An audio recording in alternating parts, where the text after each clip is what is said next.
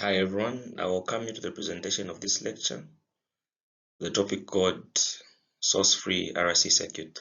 So in this presentation, I'm going to show you how to derive the natural response equation.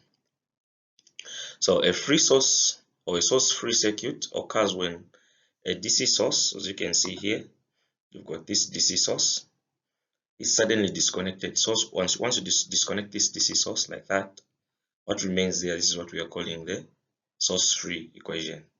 So from here you see that when we had the DC source, we've got the current going to the capacitor and the current going to the resistor like that. So the energy already stored in the capacitor is now released to the resistors or the equivalent resistor, which you'll see later. Okay, so from this, you know that from this node, you've got two currents. There are two currents leaving this node. Current going to the capacitor and current going to the resistor. So from this, using Kirchhoff's current law, we know that summation of currents leaving a node is equal to those entering. So those leaving, it's this IC plus IR. Those entering, we don't have the current entering that node.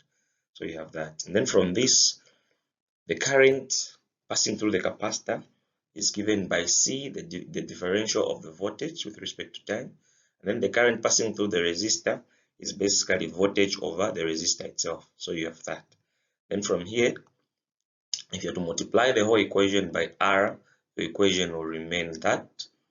And then from this one, if you are to multiply the whole equation by 1 over RC, the equation simplifies to that.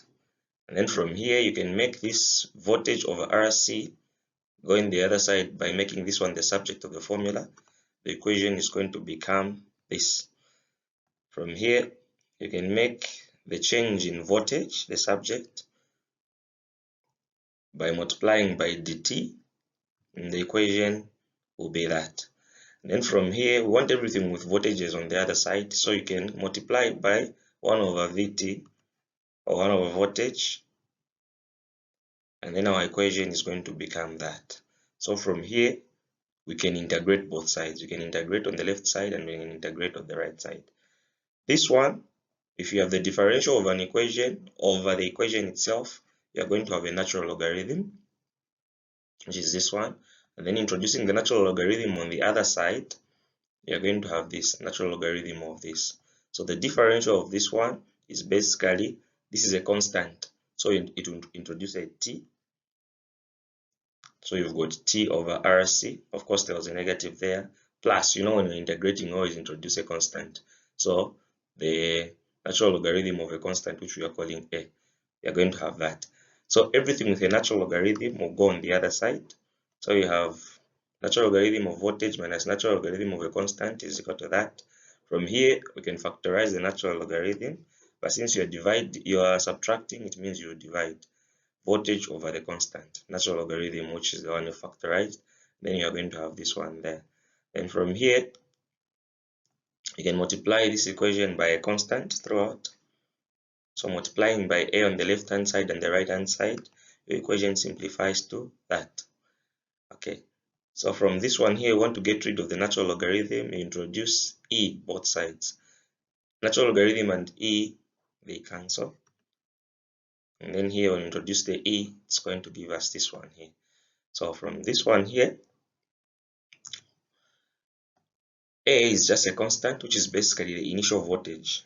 So where there is a, if you put the initial voltage there, you're going to have this.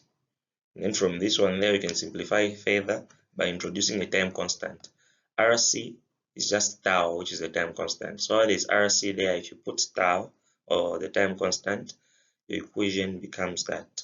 And this equation, when you plot it, it comes out something like that. So from here, we know that this RC, we are saying it's tau, which is the time constant.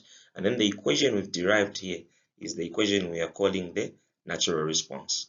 So as we go on in the lectures to come, we are going to be using this equation to solve problems. Hope you understand this equation because we'll use this one a lot in the lectures to come. Thanks for watching.